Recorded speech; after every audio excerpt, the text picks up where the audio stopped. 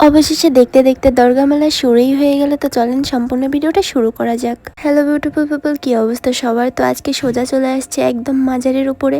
আর আপনারা তো অনেকেই হয়তো এত সময় বুঝে গেছেন যে আজকের ভিডিওটা কি নিয়ে হতে পারে। অনেকে বুঝছেন, আবার অনেকেই বুঝেন নাই। তো চলেন আমিই বলি। আমরা কম বেশি অনেকেই জানি যে আমাদের দেশে 12 জন সুফি আসতো ইসলাম প্রচার করতে, আর তাদের ভিতর একজন ছিলেন খানজাহান আলী রহমাতুল্লাহ। আর সেই খানজাহান আলী রহমাতুল্লাহ আমাদের এখানে আসতো ইসলাম প্রচার করতে। তার মৃত্যুর পরে এখানেই কবর দেওয়া হয় আর এখানেই মাজারটা হয়। খানজাহান আলী রহমাতুল্লাহ যে মুরিদগণ বা ভক্তগণ ছিল, তারা অনেক দূর দূর থেকে বিভিন্ন জায়গা থেকে এখানে আসে তার মাজারে। আমি হয়তো তার সম্পর্কে তেমন কিছু জানি না, আপনারা হয়তো এর থেকেও ভালো কিছু জানতে পারেন। যদি আমার কোনো ভুল ত্রুটি হয়ে থাকে অবশ্যই কমেন্ট করে জানাবেন।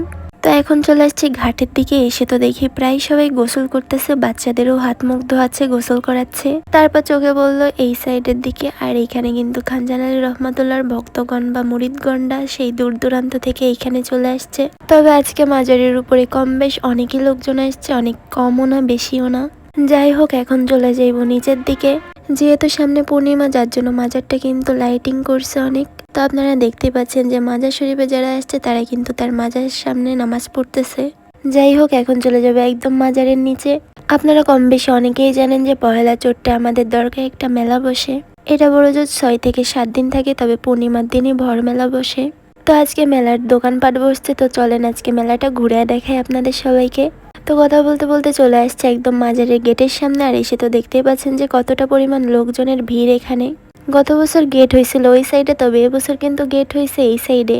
যাই হোক, আমি অন্য পাশ থেকে না ঢুকে গেট থেকেই ঢুকছি। ঢুকতেই চোখে বললো বাচ্চাদের খেলনার দোকান। দোকান কিন্তু এখনো ঠিক করা হয় নাই, কম বেশ সব দোকানই এখনো ভালো মতো ঠিক করা হয়নি। তারপর সামনের দিকে চলে আসছে এই হচ্ছে যে মিষ্টি। অনেকের ইমোশন আবার মিষ্টি, যে অনেকে মিষ্টি খেতে পছন্দ করে, তবে আমি কিন্তু তেমন একটা মিষ্টি খেতে পছন্দ করি না।